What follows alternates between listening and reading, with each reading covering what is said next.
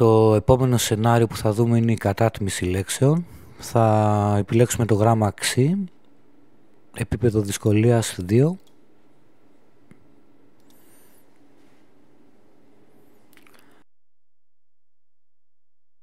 Σε αυτό το σενάριο εμφανίζεται η εικόνα λέξη με το φώνημα στόχου στη μέση θέση.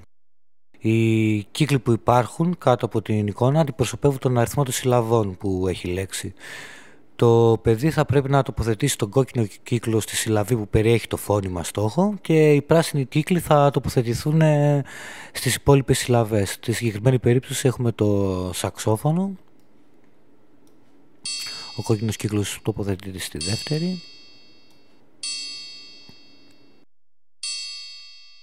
Και με τα βελάκια προχωράμε στις επόμενες λέξεις.